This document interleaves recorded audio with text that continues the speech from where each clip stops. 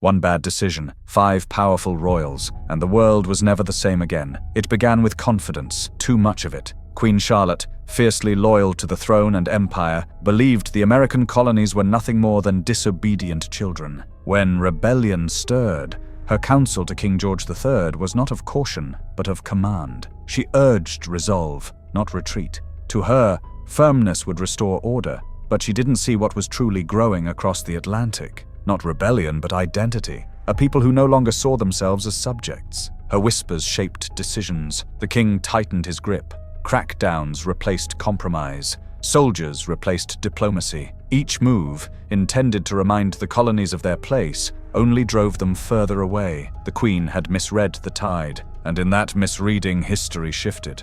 What she saw as loyalty, they saw as tyranny. What she believed would preserve power, unraveled it. The cost? 13 colonies lost, a revolution ignited, a nation born that would, in time, eclipse the very empire that birthed it. One royal mistake made behind closed doors, carried across oceans, and shattered a global dynasty. The crown didn't fall in battle, it cracked in conversation. And from that fracture, the United States emerged. One royal whisper, and a new superpower was born. They called each other Nicky, Willie, and George. 3 cousins bound by royal blood and childhood memories. But when the world trembled on the edge of war, family ties gave way to fractured pride. In a moment where unity could have stopped the spiral, ego spoke louder than kinship. Kaiser Wilhelm II, Tsar Nicholas II, and King George V, 3 rulers who might have calmed the storm, instead watched it erupt, each convinced of his own righteousness. What began as letters between cousins, pleas for caution, cryptic reassurances, quickly dissolved into silence and suspicion. Behind velvet curtains and handwritten notes, their insecurities grew. Wilhelm felt isolated, Nicholas overwhelmed, George cautious but distant. And as alliances snapped into place and armies mobilized, not one of them stepped forward with humility. No summit, no reckoning. Just 3 thrones watching the fuse burn down. The result was not just war, but annihilation. Over 16 million lives erased, landscapes turned to ash, monarchies fell like dominoes. Russia, Germany, Austria-Hungary, and the Ottoman Empire, all gone. The world they knew, gone. And it didn't start with bullets. It started with broken trust between cousins. In the end, it wasn't diplomacy that failed. It was family, and millions paid the price. She never said the words, but the silence was louder than truth. Let them eat cake, a phrase that would define Marie Antoinette's legacy, though history offers no proof she uttered it. Still, the myth spread like wildfire. A starving nation needed a symbol of everything broken, arrogant, and cold about the elite, and she fit perfectly. Whether the Queen spoke those words or not didn't matter. She didn't deny them. She didn't defend herself. And that silence painted her as indifferent while France crumbled.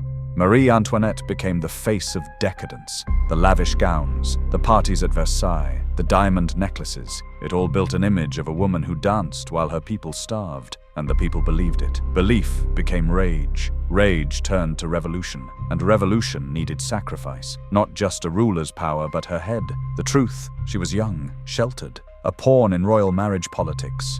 But perception became her prison. She never recovered from the narrative. The myth devoured the woman, and as the blade of the guillotine rose, it wasn't justice. It was legend taking revenge. A queen undone not by action, but by the story the world needed her to play. One line, one silence, endless consequences. They called it purity.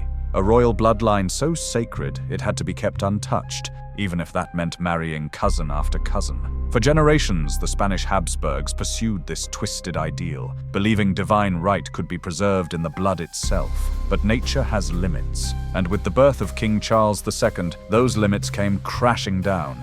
He was the final product of a royal echo chamber, physically frail, intellectually stunted, unable to speak properly until age 4, or walk without assistance until 8. His jaw was so deformed he couldn't chew food. His body bore the cost of centuries of incest. He was a king in name, but not in function. Behind palace walls, his court whispered prayers not for his wisdom, but for his survival. Charles never produced an heir. His death left a power vacuum, dragging Europe into the brutal war of Spanish succession. all because generations had feared mixing blood more than losing a kingdom. The Habsburgs had bet everything on purity and lost. What was meant to preserve greatness instead engineered its collapse. In chasing a divine lineage, they built a slow, tragic descent. And when Charles died, it wasn't just a dynasty that ended, it was a myth. She wasn't just a Tsarina, she was a mother on the edge. Alexandra of Russia, elegant and devout, carried a secret agony. Her only son, the heir to the Russian throne, was dying from hemophilia. Every scrape, every bruise could mean death, and in that desperate silence, Rasputin appeared. A mystic, a healer, a man who somehow seemed to ease the boy's pain. To a grieving mother, that felt like a miracle, so she clung to him, against reason, against warnings, against the judgment of an empire. But Rasputin wasn't just a shadow in the palace, he became a symbol. His presence eroded what little trust the public still had in the monarchy. He meddled in politics, whispered in the Tsarina's ear, and drew ridicule and hatred from all corners of Russia.